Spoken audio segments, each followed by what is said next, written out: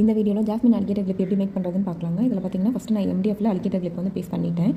அதுக்கு மேலே ஃபஸ்ட் லேயரும் வந்து ஆல்ரெடி பேஸ்ட் பண்ணியிருக்கேன். இது வரைக்கும் நீங்களே ஈஸியாக பண்ண முடியும். செகண்ட் லேயர்லேருந்து எப்படி பண்ணணும் அப்படிங்கிறதுக்கு உண்டான டீட்டெயில் எக்ஸ்ப்ளனேஷன் நீங்கள் இந்த வீடியோவில் பார்க்கலாம்.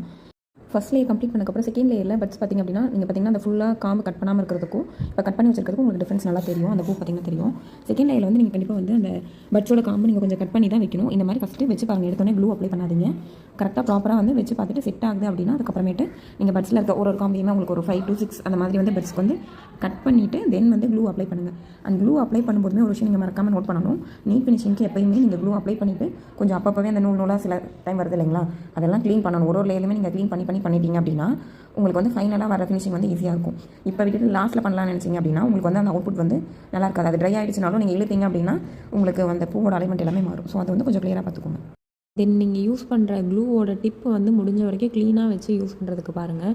ஏன்னா அதில் க்ளூ வந்து அதிகமாக ஒட்டிக்கிட்டே இருக்கும். நம்ம க்ளீன் பண்ணணும். ஆக்சுவலாக நீங்கள் வெட் கிளாத் ஏதாவது வச்சு பண்ணிங்க அப்படின்னா அது இன்னும் பெட்டராக இருக்கும். நான் இதில் வந்து கையில் க்ளீன் பண்ணி காமிச்சிருக்கேன். கையில் பண்ணிங்க அப்படின்னா உங்கள் கையிலே கொஞ்சம் ஸ்டிக்கியாக இருக்கும். ஸோ நீங்கள் அடுத்தடுத்து யூஸ் பண்ணும்போது குந்தன் ஸ்டோன்லாம் ஒர்க் பண்ணுறீங்கன்னா அது உங்களுக்கு கொஞ்சம் கசகசன்னு இருக்கும். ஸோ வந்து ஈர துணி வச்சு தொடச்சிக்கோங்க. அது கொஞ்சம் யூஸ்ஃபுல்லாக இருக்கும்.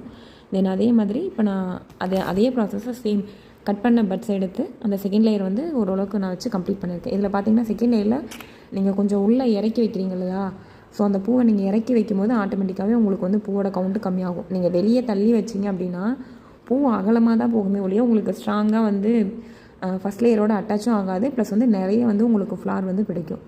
ஸோ அதனால் அது நீங்கள் வைக்கும் போதே செகண்ட் லேயர் வந்து கொஞ்சம் இறக்கமாக உள்ள தள்ளி தான் நீங்கள் வைக்கணும். அதாவது ஃபஸ்ட் லேயரோட காம்பு இருக்கு இல்லையா, அந்த காம்பு ரெண்டுக்கும் மேலே வச்சிங்க அப்படின்னா உங்களுக்கு வந்து அது பார்க்குறதுக்கும் நல்லாயிருக்கும். அந்த பழைய லேயரோட காம்பும் தெரியாது. இது பூ மட்டும் அழகாக நீட்டாக தெரியும். இப்போ நமக்கு பார்த்திங்கன்னா செகண்ட் லேயர் கம்ப்ளீட் ஆகிடுச்சுங்க.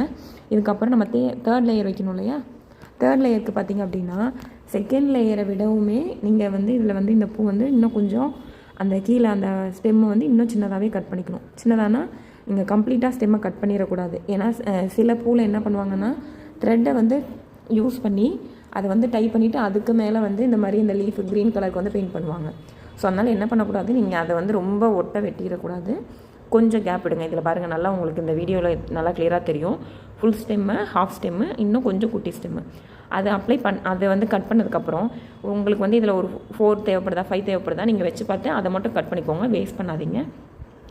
கட் பண்ணிவிட்டு நீங்கள் அந்த ஃப்ளாரில் வந்து நல்லா க்ளூ வந்து கீழே ஸ்டெம் ஃபுல்லாக அப்ளை பண்ணிக்கோங்க. அதே மாதிரி அந்த ஃப்ளார் பட் இருக்கு இல்லைங்களா, அதுலேயுமே வந்து கொஞ்சம் 3 சைடு 4 சைட்லையுமே அப்ளை பண்ணலாம். இப்போ செகண்ட் லேயரில் பார்த்தீங்கன்னா கீழ் பக்கம் மட்டும் தான் நான் அப்ளை பண்ணியிருந்தேன். பட் இது வந்து உங்களுக்கு ஆல்மோஸ்ட் வந்து நீங்கள் ஃபைனல் ஸ்டேஜில் இருக்கீங்க இல்லையா, ஸோ அந்த பட்ஸில் வந்து 3 பக்கம் 4 பக்கமும் அப்ளை பண்ணிங்க அப்படின்னா நீங்கள் அந்த பூவை